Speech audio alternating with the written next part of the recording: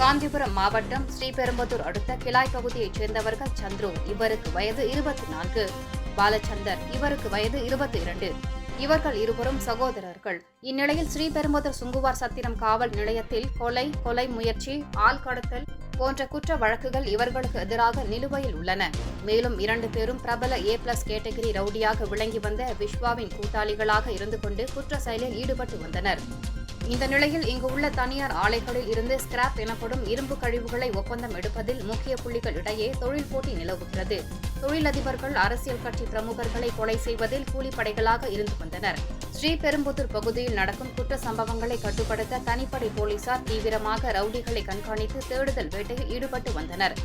அப்பொழுது கடந்த ஆண்டு 9ஆம் மாதம் பிரபல ரவுடி விஸ்வா சுங்குவார் சத்திரம் அருகே பதுங்கி இருந்தபொழுது போலீசார் அவரை சுற்றி வளைத்தனர். போலீசாரை தாக்கிவிட்டு தப்பி ஓடிய ரவுடி விஸ்வா மீது போலீசார் நடத்திய துப்பாக்கி சூட்டில் அவர் இறந்தார். அதனால் என்கவுண்டர் அச்சத்தால் விஸ்வாவின் கூட்டாளிகளான சந்துரு, பாலச்சந்தர் உள்ளிட்ட பலரும் தலைமறைவாக்கினர். இதற்கிடையே தொழில் போட்டியால் வெற்றி கொள்ளப்பட்ட திமுக பிரமுகர் ரமேஷ் வழக்கில் சம்பந்தப்பட்டுள்ளதாக அரக்கோணம் அருகே தலைமறைவாக இருந்த சந்துரு, பாலச்சந்திர ஆகிய 2 பேரையும் தனிப்படை போலீசார் கைது செய்து ரகசிய இடத்தில் வைத்து விசாரணை மேற்கொண்டு வருகின்றனர்.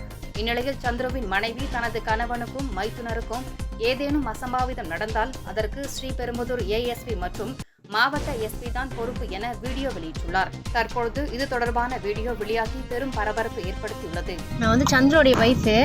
இன்னைக்கு ஒரு 1:30 மணி போல் ஒரு 12 பேர் வந்தாங்க அன்யூனிஃபார்மில். எங்கள் வீட்டுக்காரையும் பாலச்சந்திரவையும் பிடிச்சாங்க.